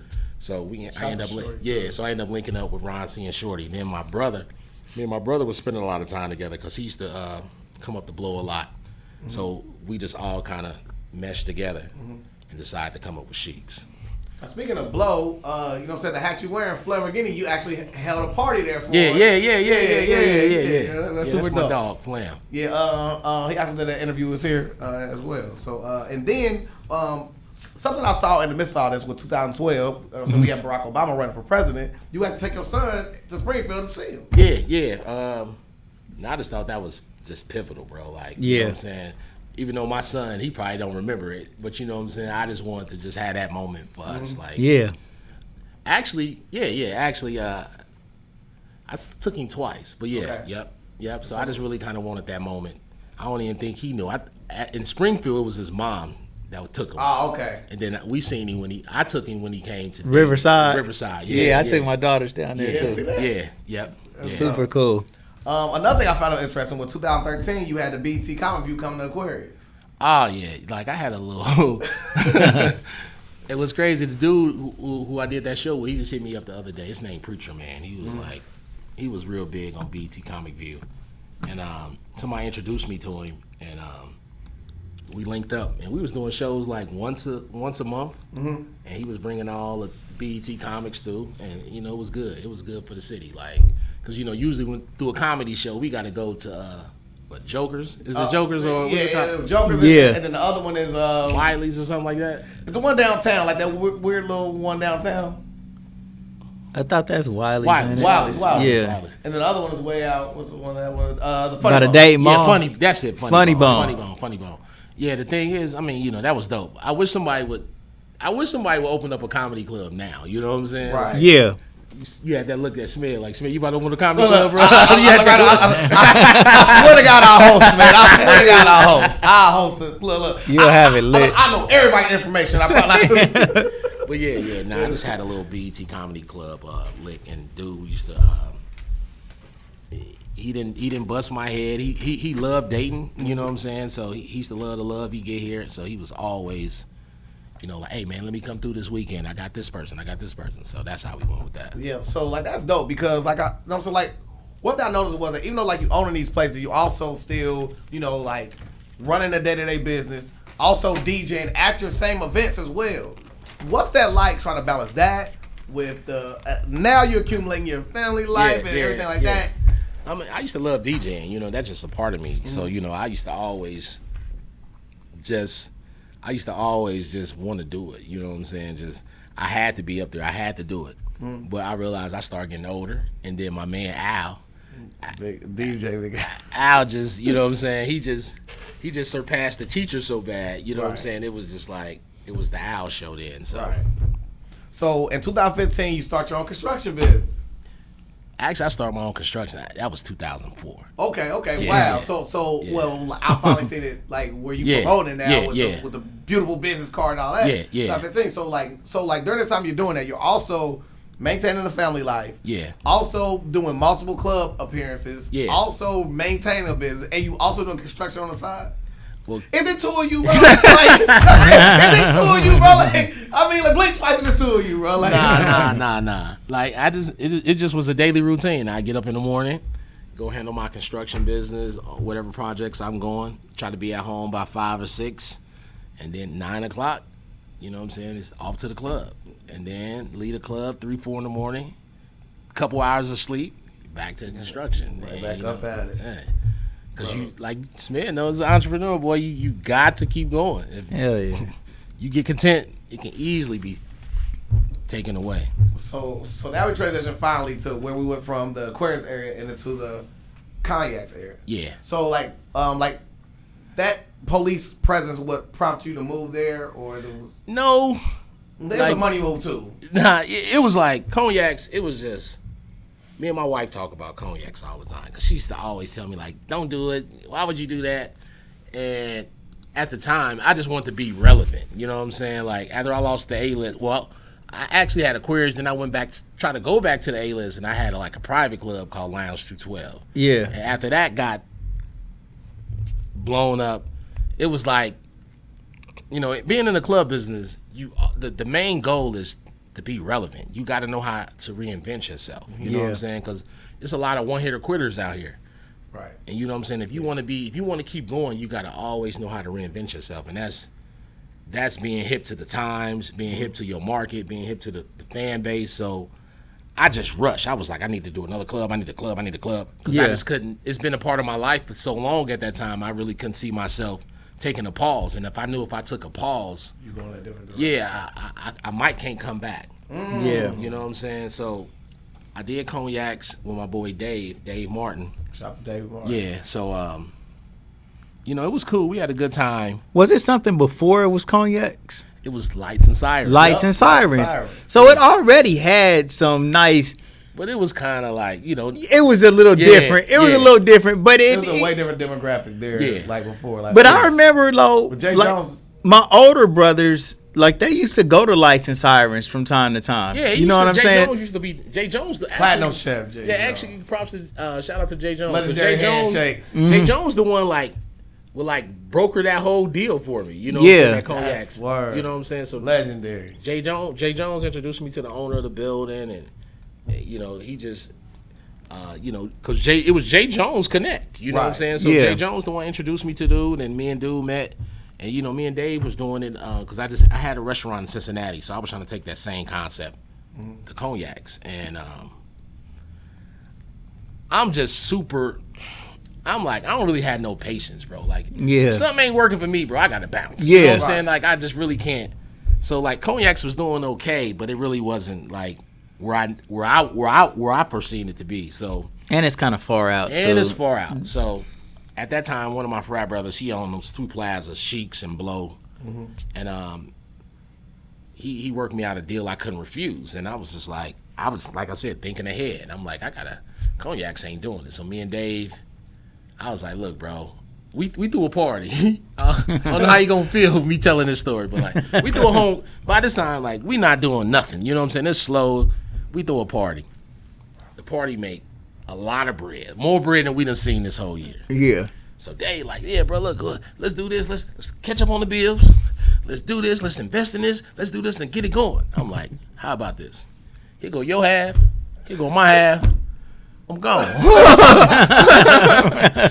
So Dave like, you for real? You gonna leave me? I said, bro, it's you.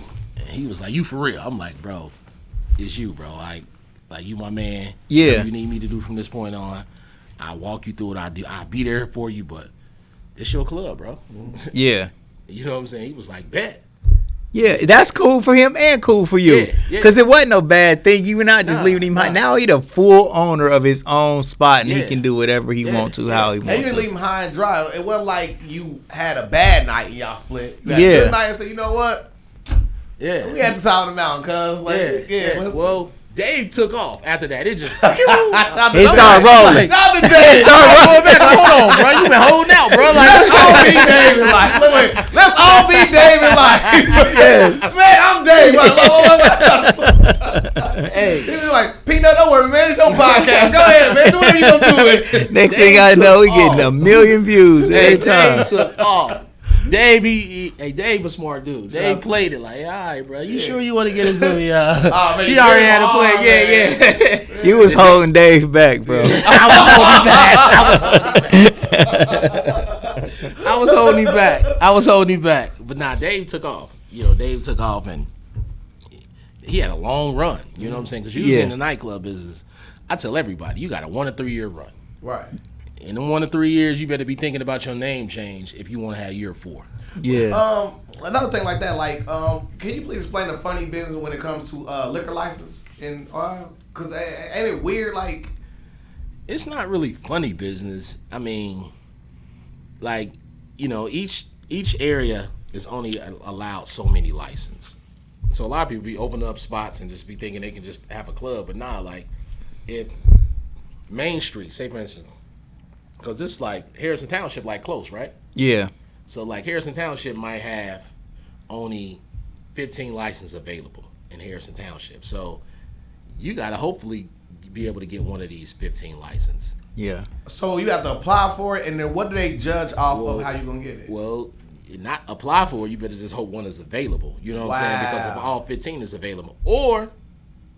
I ain't gonna tell that game. That game I charge for. I ain't gonna tell that game. I charge for that game. Right. But pretty much like every area is like have a certain amount of license, so you got to fall within that. Right. Okay. So during this time, you starting to get a little bit of like the formal itch of sports and stuff like that. Because I see you hook up with my man Dion Cash. Yeah. Friend of the show. Yeah. And y'all went to the y'all did the Douglas and the what was that? The Douglas and the Chris Pearson. It was like a boxing event. Oh yeah. I think Chris' dad. He one of my frat brothers. So I know he was at that time. I think Chris was just coming out. And his dad was really behind him trying to promo him. And I think they did an event at the convention center or something like that. Yeah. Buster Douglas came out. Yeah. So fire event. So they had like an event after party and things like that. So it was dope. But during this time, whatever, so like you still trying to do different stuff. So I'm gonna name some of the notable ones you did. I'm gonna name one that I thought was funny because you only did one of them. So like you got Dana Dane come through. Oh yeah, that was at Cognac. Yeah. You had Mark Gregory come through. Yeah, that was at Cognac. You had Freeway Ricky Ross. That was come through for the book signing. Yeah, Chic. One of the funniest one I saw you had was you had it was like a female to male auction. Why you only had one of them events? I just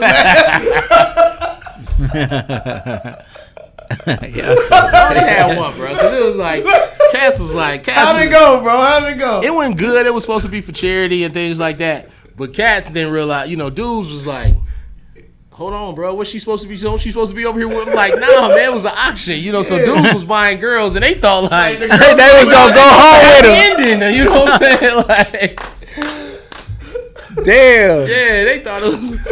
They said, is you pimping or not? He went throwback on me. That was funny, but man, it was like a couple dudes was like.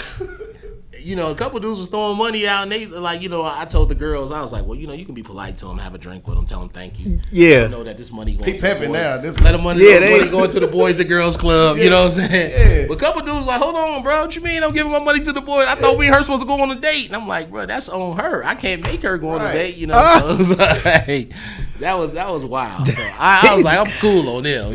Like, hey, these is the niggas that buy the mail order brides and shit. Like, damn, just go and buy a whole date, man. A legendary event only happened one time. It was a charitable event, you know what I'm saying? Right. So like speaking of you having a charitable heart, right? So Yeah. You also have a you know what I'm saying, like a it's like affinity for helping kids. Yeah. So when did you join the you know what I'm saying, the basketball team at the like long story short, like my son Paris, he ended up moving with me when he was 13 from Cleveland.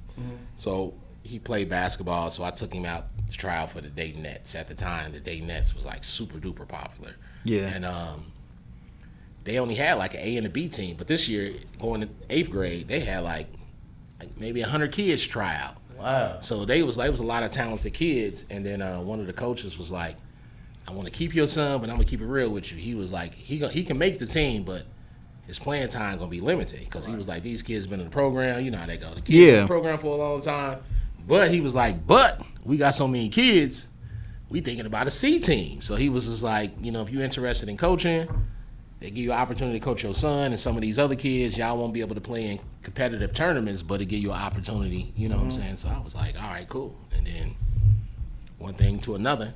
You know, I enjoyed it. I started coaching kids and coached for a couple different organizations, and then it was just like, you know, let me branch out and do my own thing. So I'm pretty sure like you probably got a coach question, but like, what were some of your biggest challenges when it came to coaching kids? When it came to you, like personally, like?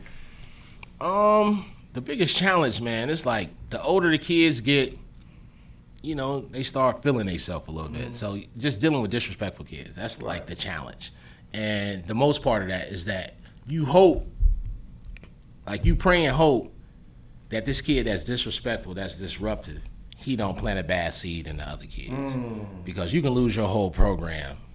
And that happened to me before, like in 9th grade when I was coaching my son's 9th grade team. I just had I was trying to save so many kids, and I just had so many bad seeds. It was just, you know what I'm saying, it just ruined my program. Right. I didn't enjoy it. Right. I took a year off. Right. And then had to regroup and decide how I was going to do it when coming back in. Now, off camera, we talked about the whole thing of coaching your kids. Smash, you want to speak more to that? Like, you know, so like you got to kind of with like delicate hands. Coaching, you got to love it, man, or else you'll quickly you won't be doing it for long, man, because you can't win as a coach, man, especially with parents that parents, I am a parent too. So I was a crazy ass parent, okay? But when I became a coach, I realized that parents are just crazy, bro. And that's just it. And me as a parent, I was crazy, but when I'm not a parent and I'm a coach, you got to deal with that shit, you know?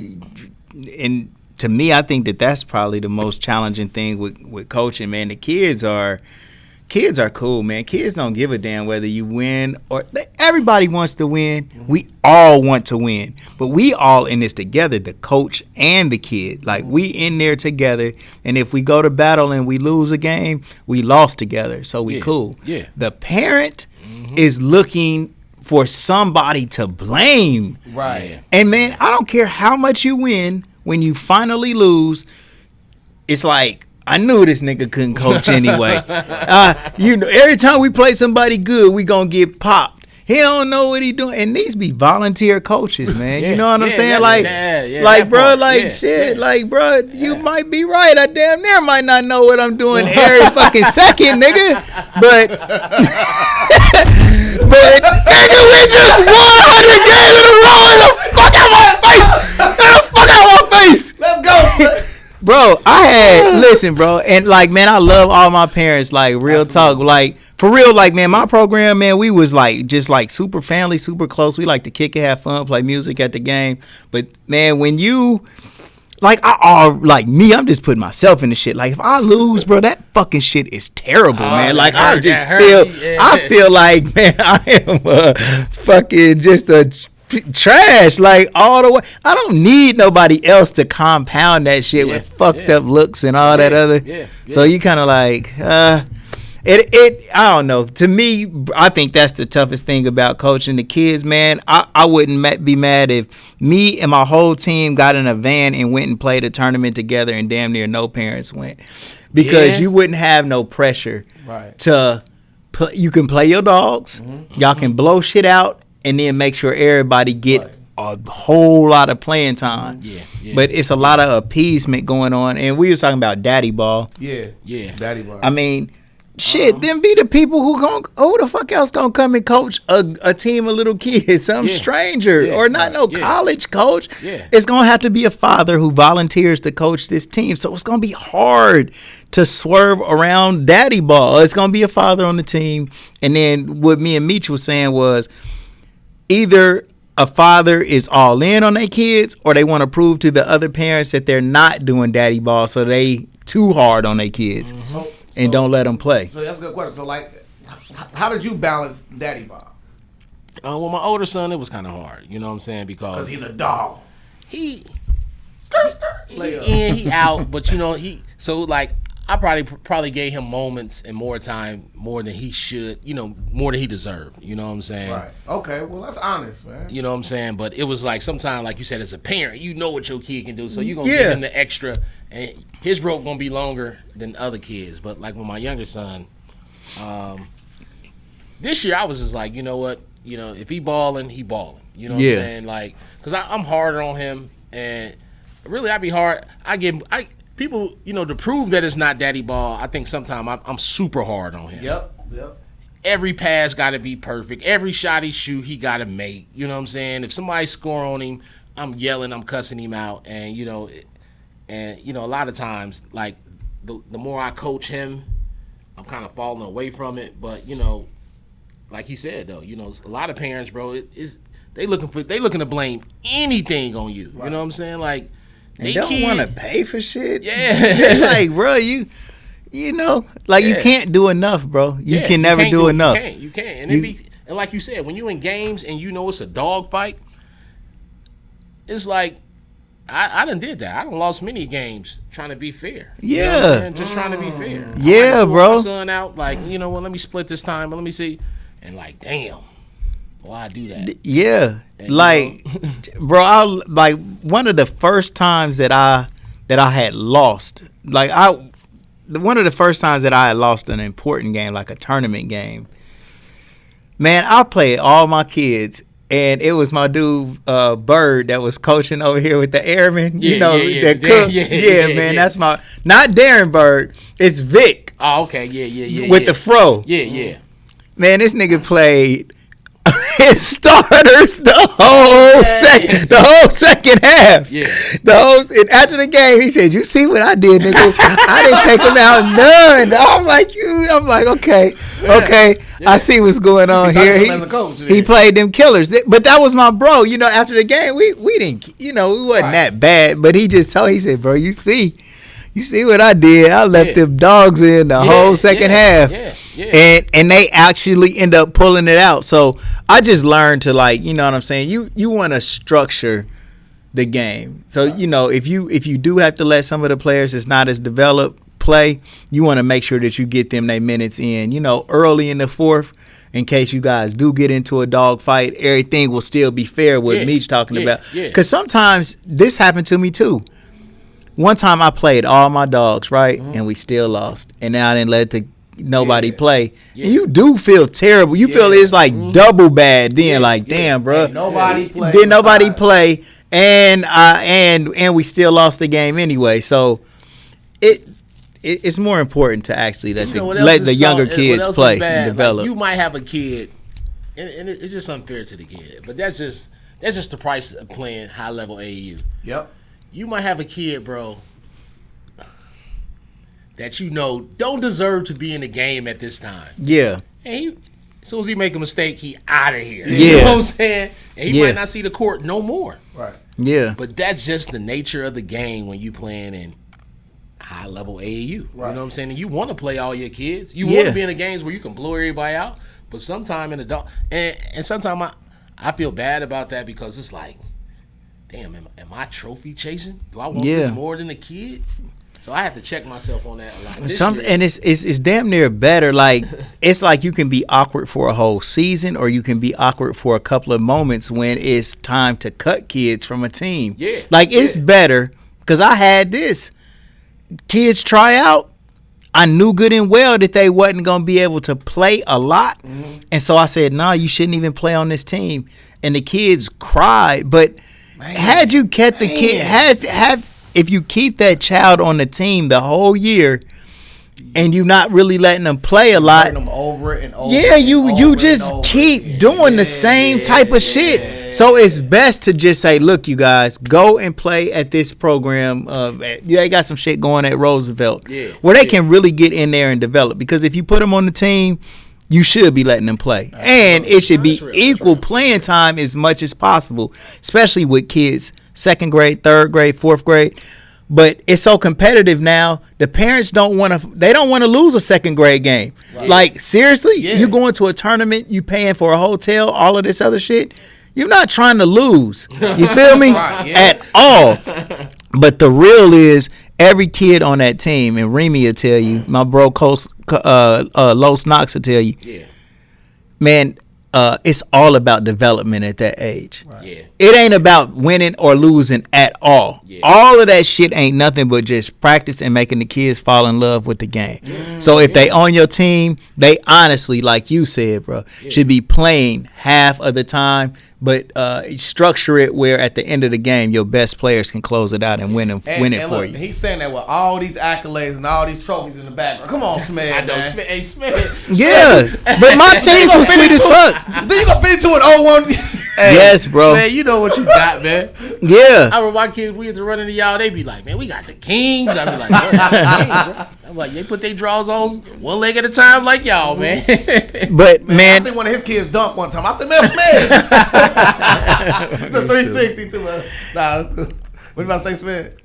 Nah, I was just saying, like, man, a lot of that was just whole, like, visualization, man, and just wanting it. Like, man, I really, really wanted to have a fun program, bro. And I just wanted us to be lit. I wanted us to come out, look good, and just be like, just be sweet as fuck. And not even like I might have did some of the kids a disservice, man, because in my practices, honest, in my practices, we practice shit behind the back pass, full length court passes. No look pass. We dropping dinos. I need everybody to be able to be just sweet. We shooting the 3. Remy used to tell me, like, nigga, don't be letting them little kids shoot 3s. They ain't strong enough. It's gonna mess up their form. Yeah.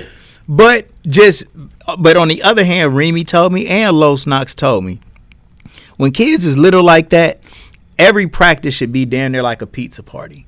So they can fall in love with the game so much that when the real shit come with the high school coaches that's demanding and cussing them out, they can love the game enough to hold on and stick through all that bullshit and keep playing. Yeah. And so that was my whole mind frame.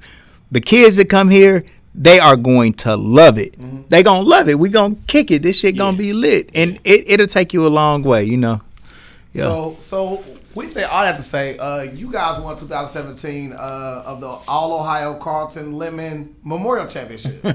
Yeah. I mean, and then 18 y'all got runner up or something like that, but like 17 like y'all won it. So I mean, like, what did it feel to take your kids to a championship? I mean, whether it's, it feel good. I mean, you know, you're there all weekend, like Smith said, you travel with the kids, and you know, Sunday I call it championship Sunday. You know what I'm saying? Like, I kind of explain to the parents. The kids already know. Like, playing time is limited today.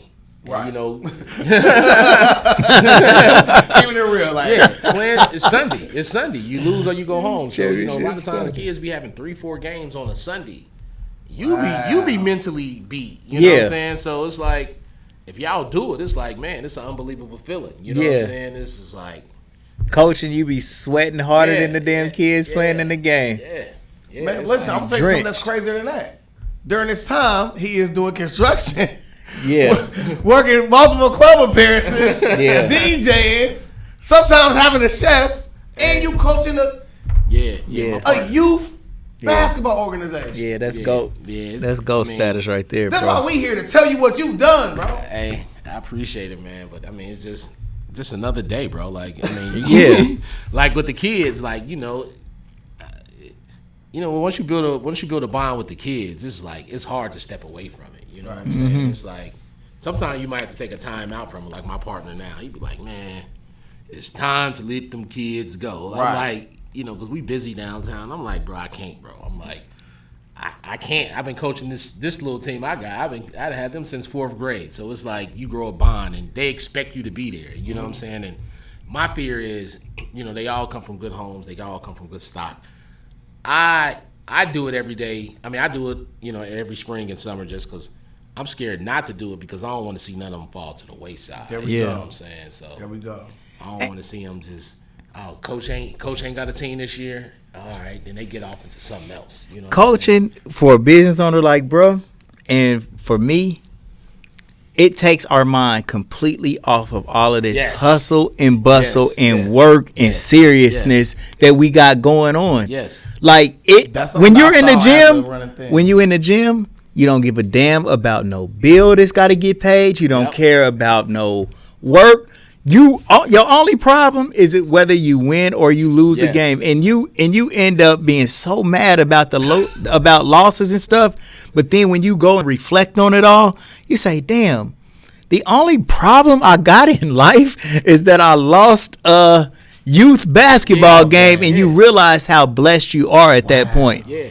Man, I'm telling you, that's the great thing about coaching. Yeah. It's an excellent distraction, especially for.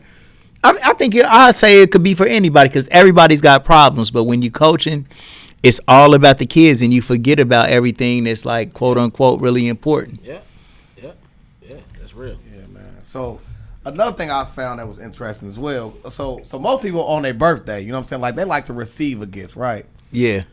But you proposed on your birthday, King. Like, you know what I mean? Like. You at your club, you got people there, like you probably invited everybody like that you wanted to be there. Yeah. Like walk me through that day of proposing to your beautiful wife, by the way. Shout out to Wifey. I mean, that was like shout out to Bax too, because he the one told you in the club, he said, is she the one? No, you told Bax she's the one. Yeah. I mean, I just wanted to do something kind of selfless, you know what I'm saying? Even though that was my day. Like, you know what I'm saying? She meant more to me than my day. You feel what I'm saying? So that's why I wanted to propose to her on my birthday, you know what I'm saying? Because to let her know it's not about me, it's about you. So that's hard, bro. Yeah, that's major. Hard. So also another 2-part question, like what's it like running a business that centralizes around people coming into a business during the COVID? Like it was like, I got caught in a crazy moment, you know what I'm saying? And like I never altered my faith, you know what I'm saying? I just knew like God had me the whole time. But this has been an obstacle. It was a crazy obstacle to get the 111 open. And we planned and like my original date I wanted to open up in March. Right. That's when COVID hit. So we still had construction to do, but at the time when COVID hit, we all like, a couple months, a month or two, it'll be ready. And it's not, you know what I'm saying? And we downtown, we didn't have no grace periods or no rent waived. You know what I'm saying? We had to just weather the storm. You know what I'm saying? So it was like super hard. We didn't know when it was gonna end, and we just had to do a lot of. I give props to my partner Joey. Like we had to do a lot of. Man, we did so much brain searching and so much research and so much talking and so much planning, and it was just like I don't know how we did it, bro. You know what I'm saying? Like, and the thing I did. Usually, I'm just so impulsive.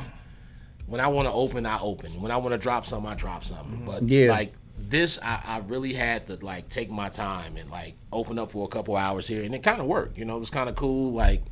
We just kind of created our own way, you know what I'm saying? Just slowly but surely, just like he always teased me. He be like, bro, we the only place who done had a soft opening for 8 months. You know what I'm saying?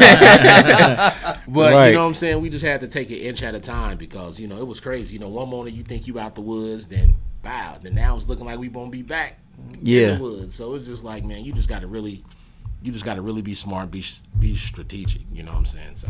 Yeah, man, well, that's dope. Smad, you want to give a little bit of insight on when, you know what I'm saying, like your business having to change during COVID? On the COVID side, I mean, I just think we just adapted to see what was going on, and how we could maneuver and finesse. It was one of them months that it was like only essential businesses open. Yeah. So you know what I'm saying? That was kind of tough. But then we always could work our online angle. Mm-hmm. We would let people just order online, and we could send them their packs and stuff right here from Dayton. And then we was getting creative, just coming in and setting the stuff outside for the customers to get. So you just got to be able to finesse, bro. And COVID actually, it taught us that, like he said, like we don't have to work all of those hours. Like I'm still on COVID hours from the first time. We open 11 to 6. I used to be open from 10 to 7. Yeah.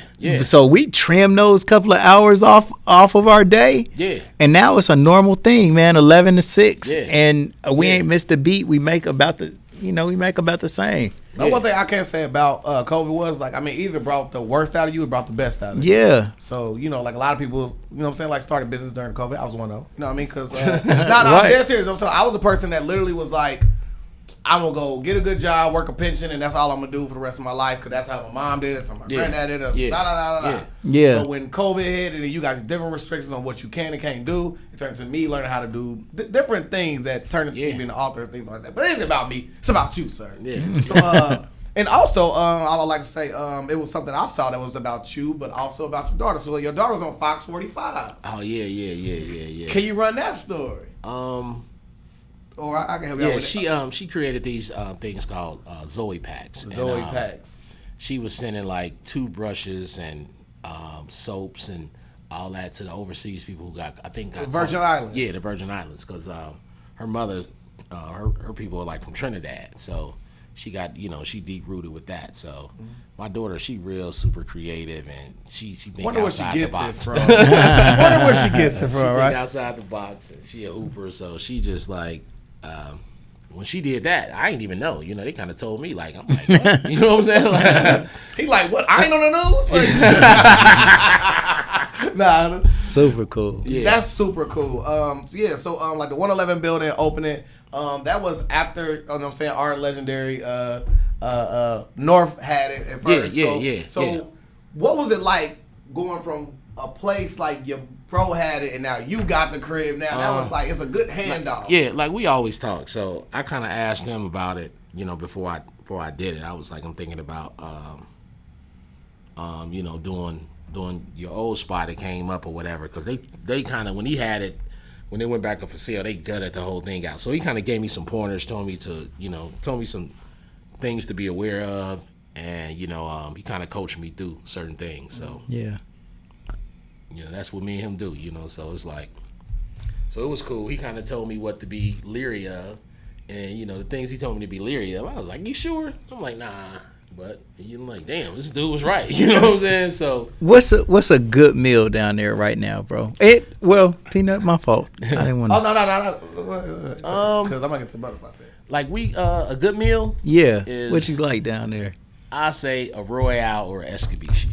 Okay. Royale or Escabishi. That's like our best two of our. What is it? Dinners. What is a Royale? A Royale is 8-ounce piece of salmon, 5 pieces of shrimp, over spinach, cream Parmesan sauce.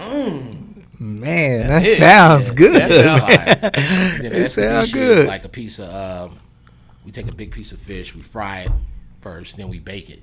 And once we take it out the fryer, we put the assorted peppers, jalapeno peppers on it, onions. Put this, we call it the 111 flavor sauce, but it's like a sweet sauce, and bake it for a few minutes. Put that over like Caribbean rice. So I'm there. Yeah. Our guests bring gifts all the time. Yeah, man. All these chefs that come on this platform, don't bring us nothing. I got gift certificates for y'all, bro. I got a $50 gift certificate for both of y'all. Yeah, bro. There we go. But here at the Legendary People Podcast, we had a thing called the butterfly effect. That's where I either found something you said during the interview I found interest, or something I found during my research I found interest. Yeah. It's something I didn't mention. Also, is like, you've helped so many different people that like, for instance, like DJ Doris. You actually did his first event for him for free, where he was doing Christian music at one of your clubs, right? Now he's headlining events at One Oak. Oh yeah. Shout out to DJ Doris, right? Yeah. You also helped Platinum Chef Jay. Remember when he came to do our podcast, he talked about meeting his mentor that turned him on to different business opportunities. He met him at A-List. Okay. Right? Okay. And another thing is, you know what I'm saying, like Ron C and what he's doing. Yeah. So like you are literally feeding the next wave of business owners, right? Yeah. And I learned something today when you first walked in here that you say you rather hire people with a record than like Generation Z. So you are also feeding the people who can't feed themselves, bro. Yeah. That makes you a legend off that. Not going from where you started from. Because where you started from is already legendary to where you got to college. Yeah. What you've done up to here, you ain't done yet, brother. What I'm telling you right here is legend, bro. I appreciate it. I mean, you know, just bro, like real talk, bro. Yeah, I mean, I got it on my arm, bro. I just try to be just humble and humility. I got chills talking about it now, bro. I don't really, you know, to be honest, I'm really kind of shy. You know what I'm saying? I don't really like. I really try to be humble. I really just try to do my thing and just help others, bro. Like that's at the end of the day, that's what we're supposed to do anyway. Yeah. You know what I'm saying? So, I mean, people will tell you, anybody that call me, I'm telling you what you need to do. I'm just giving you just free game because, you know, that's how we keep this thing going. You know what I'm saying? Absolutely. Like you can't keep generations going without sharing knowledge. You know what I'm saying? So you got to share the knowledge. But you know, I don't do it because, you know, I want some out of it. That's just me. You know what I'm saying? I genuinely like helping people. So can I ask you a question? What's one legendary mistake you wish that you could reverse? I got a list of them. I mean, at least one at one point in your time that you think would be beneficial today. One legendary mistake. I would say one legendary mistake that I wish I could reverse. That probably was a bad business deal. Me, when I let my emotions, when I left the A-List and went to Aquarius, and then I tried to come back to the Aquarius, like I lost a lot of money being arrogant and letting my emotions get the best of me and trying to go up against a power that I knew I couldn't beat. You know what I'm saying? And I lost a lot of money, and that loss set me back for many years. You know what I'm saying? That one loss set me back for like 3 years, and it created a lot of anger and a resentment. And, you know, once I kind of let that go, you know what I'm saying, good things start happening. Such as 111 is doing amazing, right? So, like, you went through the whole COVID phase into now flourishing business. Yeah. But we got to ask you, man, like, what's next for you, man? Right now I'm doing something like, I'm doing something totally different out the box, bro. Like, usually when I do something, I'm so used to failure, I'm always thinking ahead. But this time, I'm just kind of relishing in the moment and just concentrating on this. I ain't really thinking about no more businesses. I'm just put all my apples into this. Usually, I always be like, I'm gonna do this, but I got this in the background. But we learned throughout this interview. But you know, just right now, I'm just putting all trust in God and just, you know, I think this feels organically right. And you know, I'm just, I envision a restaurant not just only for black people, for everybody. You know, a spot to everybody. Yeah, a restaurant. A restaurant. No nightclub influence, just a good restaurant with great customer service, ambiance, and then great food. So I'm just relishing in that moment and trying to just perfect that. So that's fire. Man, I love it, bro. I don't know, bro. You got the traits of all these other legends that come through here, bro. I'm seeing commonalities, bro. You know, you don't allow anything to get in your way or use anything as an excuse. I mean, you from the Bash, you don't even see the Bash as bad, but everybody else can't stop talking about how terrible it is. You got police officers talking about they was taking bodies out of the Bash. You like, I don't know, I really don't remember that. You know what I'm saying? But all he can think about is the negative portion. And then the things that you do great, it's just almost second nature to you, natural, and it's not anything that you want to be touted about or I ain't gonna say not saluted, but you just don't see it as all of that. you just are going about your business, man. You know what I'm saying? So it's kind of damn near like you do a lot of great things effortlessly. And the people that you come in contact with, especially business from a business sense, it always seems like you leave them in a better position than they was there before they got with you. So, for example, Ron C and Sheiks. Yeah. Ron C is lit off of Sheiks right now. Yeah. I mean, you put him in a position to do what he's naturally great at, promote his own business. Yeah. And he ain't about to let that go. You see what I'm saying? Yeah, for sure. Same thing with Dave, though. Yeah. You know, you didn't say, man, we got to close this down. Nah, bro. Hey, man, you know, this is your thing now. And then, like you said, he took off. And so, I mean, I just see great things happening. Just polished and professional, bro. Real charismatic and a king and a leader. Like, real talk, bro. You know, and it's hard to sit up and take all of these compliments. It is. You know what I'm saying? But you get talked about. I'm not saying you, but we all probably get, especially in, man, like people who are close to you, they doubt you a lot, man. You know what I'm saying? And we doubt ourselves a lot. So it's kind of cool to reverse the game sometimes and just hear, y'all for that, man. like, bro, you lit.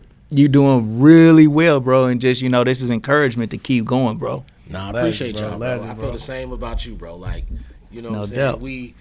We always been cool, but, you know, I know we never really got into the same circles, bro. But I seen you do it from the bottom. You know what I'm saying? Yeah. Just from 3rd Street, you know what I'm saying? With He across the from 3rd street Street from like he come Majestics, from you know back. what I'm saying? Yeah. See that, bro?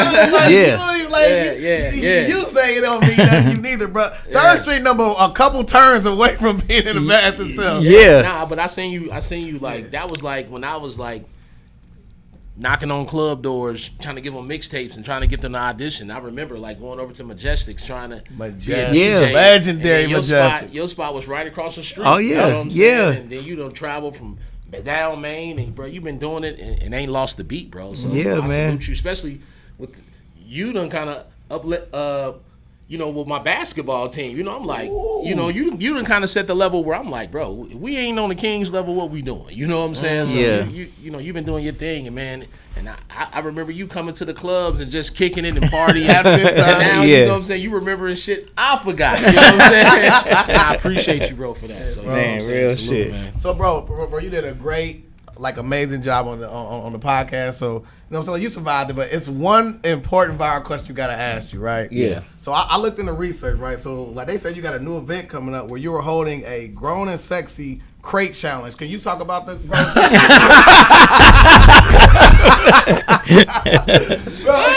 Legend, bro. Appreciate you, bro. Yo, anything for you, Spam? Man, like, subscribe, and ring the bell notification, bro. It's your boy Dash Resource, aka Peanut. I'm here every Sunday, 8 o'clock p.m. where I'm teaching people easy ways of making money off stocks. You can get my book for free off Amazon. You see, it's on the left and the right hand side. He looking for it. No, we got technology here, man. He look like, man, is this book called The Lights? Yeah. Second book coming out, bro. Thank you, bro. You're a legend, man. Appreciate y'all. My man, Meechy, DJ Meechy. Yes, sir. Remy said, "Meat so cold, man." Y'all, yeah, man, we gotta talk about Speak, man. Yeah. Oh, man. Shout out Speakeasy. Shout out Speakeasy. Yeah, Speak, man. That was my dog. He was cold. Man, love you, Speak, bro. For sure.